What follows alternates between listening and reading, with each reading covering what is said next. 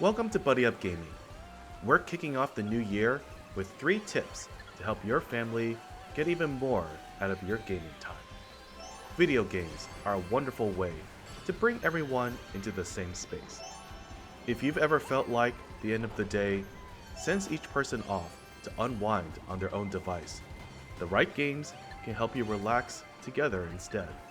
And if one of your resolutions for 2026 is to spend more intentional time as a family, these 3 tips will help make your gaming sessions feel meaningful, connected, and genuinely enjoyable for everyone. Tip 1. Set meaningful bounds. Video games are one of the easiest ways to recharge after a long day. That little dopamine kick can be exactly what you need to reset. But it's still important to set boundaries so your day doesn't slip away from you. Most gamers appreciate this struggle. Sid Meier's Civilization even coined the famous one more turn syndrome, perfectly capturing the feeling of wanting to keep going even when you know it's time to stop. The tricky part is that pure time limits don't always work well, especially for kids. Screen time timers can feel arbitrary, and in the heat of an exciting session, a 5-minute warning can feel like a personal insult. I've seen my kids bargain for more time, debate when their timer started, and even blame family outings for stealing their screen time. A better approach is to build limits around meaningful goals. Every game has a core loop, an action you perform, a reward you earn, and a feeling of progress that follows. Instead of setting limits based on minutes, base it on milestones. Maybe it's earning an A rank on a Mario Party minigame, getting 4 stars on a favorite Overcooked level, or finishing the next quest in Cat Quest 3.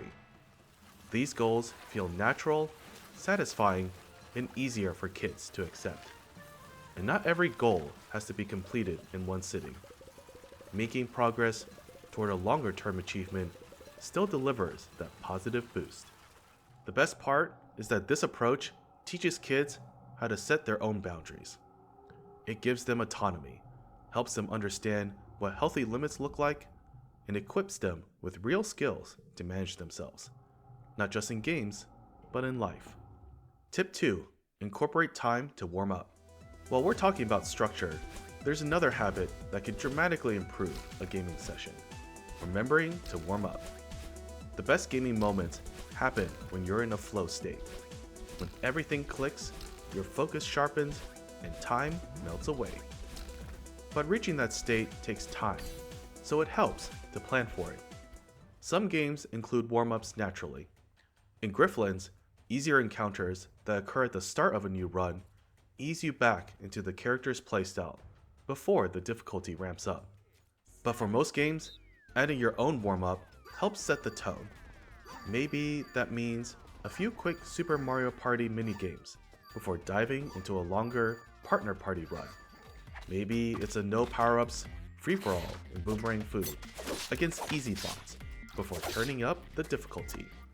These habits don't just improve game sessions, they teach a valuable lifelong skill. Work becomes more efficient when you can slip into a flow state, and that often means easing into the task and staying disciplined enough to protect your focus.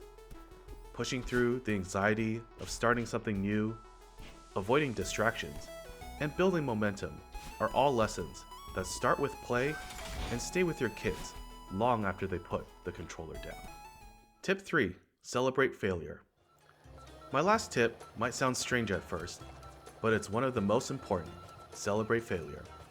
When I think about my favorite gaming memories, sure, many come from big victories, but just as many come from the moments I reached a little farther than I thought I could.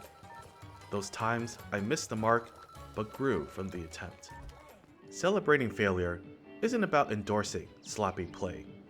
It's a mindset that believes improvement is always possible, no matter how many setbacks you've hit along the way. It means taking risks, stretching beyond your comfort zone, and accepting that falling short is part of the process.